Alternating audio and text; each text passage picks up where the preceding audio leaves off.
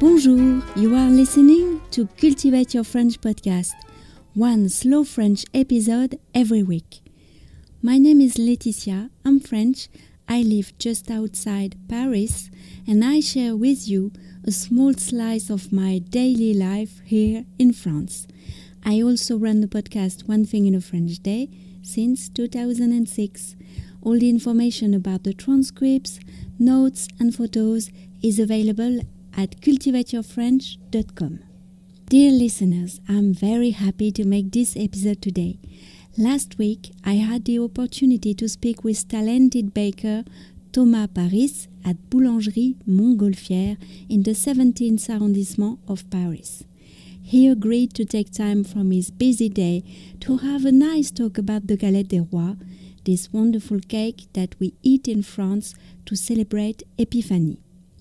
Thomas Paris explained to me that to make a good galette, the first thing you need is a good puff pastry, une pâte feuilletée. To make one, you need a good butter. Thomas Paris uses a butter from Charentes-Poitou. It's a butter with a floury taste. The butter's flavor is the common thread of the galette's taste. He also uses a flour with no pesticides residues, and that will allow the galette to keep its perfect circle shape.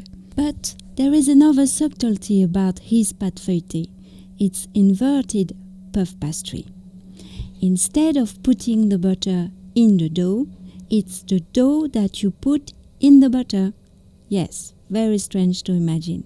But the butter used is a special one called beurre manié. It contains flour.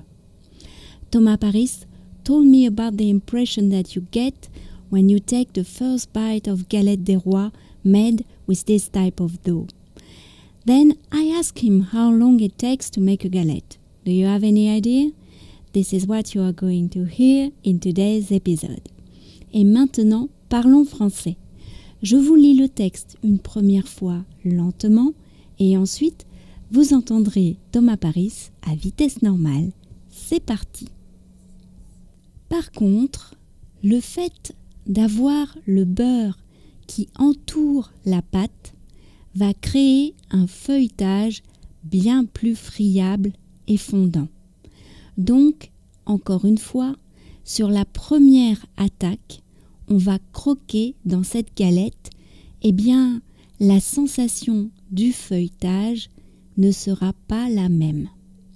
On a vraiment ce goût de beurre qui va venir tout de suite, qui va venir en petits pétales sur le palais. Et forcément, ça sera bien plus savoureux, bien plus croustillant presque, parce que vraiment, la friabilité du feuilletage est très fine et très agréable. Ça prend combien de temps de préparer une galette du début jusqu'à la fin? Quand on la fait bien, c'est 3 jours. On peut faire plus, mais 3 jours, c'est vraiment bien. Ce qui laisse 1 jour pour préparer le feuilletage, mettre la pâte dans le beurre donc, et mettre tous les tours nécessaires sur une journée entière. Laisser reposer, le lendemain, étaler. On détaille les disques à la bonne taille, on garnit la galette, on la referme et on laisse reposer encore une nuit et le lendemain seulement, on la cuit. Tous ces temps de repos, c'est pour que la pâte puisse se détendre un maximum. On est forcément sur des farines de blé. Et dans le blé, il y a des protéines qui donnent du gluten, même s'il y en a peu, même si on pétrit peu, même s'il y a assez peu de force, de corps dans nos pâtes, on a quand même du gluten qui se forme et qui va avoir tendance, après un travail, à se rétracter. Le but, c'est donc de travailler le moins possible le feuilletage et ensuite de le laisser un maximum se détendre. Lui laisser le temps de se rétracter tout seul avant que la galette aille au four.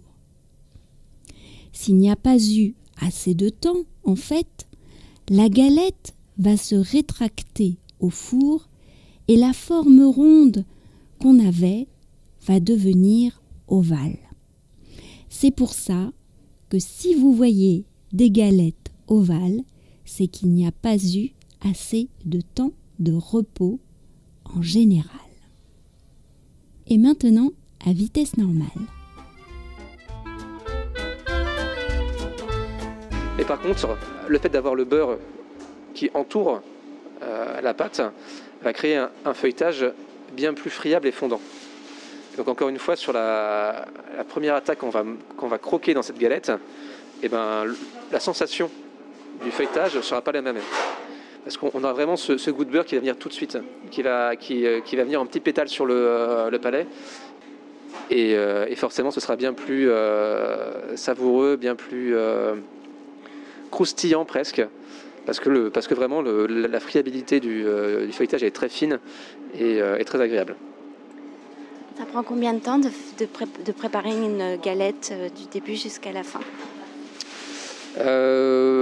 Quand on la fait bien, c'est 3 jours. On peut faire plus, mais 3 jours, c'est vraiment bien. Ce qui laisse 1 jour pour préparer le feuilletage. Donc mettre la pâte dans le beurre donc, et mettre tous les tours nécessaires sur une journée entière. Laisser reposer. Le lendemain, étaler. On détaille les disques à la bonne taille, on garnit la galette, on la referme et on laisse reposer encore une nuit. Et le lendemain seulement, on la cuit. Tous ces temps de repos, c'est pour que toute la pâte puisse se détendre un maximum. On est forcément sur des farines de blé, et dans le blé, il y a des protéines qui donnent du gluten. Et même s'il y en a même peu, même si on pétrit peu, même s'il y a assez peu de force, de corps dans nos pâtes, on a quand même du gluten qui se forme et qui va avoir tendance, après un travail, à se rétracter. Donc le but, c'est donc de travailler le moins possible le feuilletage et ensuite de laisser un maximum se détendre, lui laisser le temps de se rétracter tout seul avant que la galette aille au four. Parce que s'il n'y a pas assez de temps, en fait, la galette va se rétracter au four et la forme ronde qu'on avait va finir ovale. C'est pour ça que si vous voyez des galettes ovales, c'est qu'il n'y a pas eu assez de temps de repos en général. Cultivate Your French, c'est fini pour aujourd'hui. Je vous retrouve la semaine prochaine pour un nouvel épisode du podcast. À bientôt, au revoir.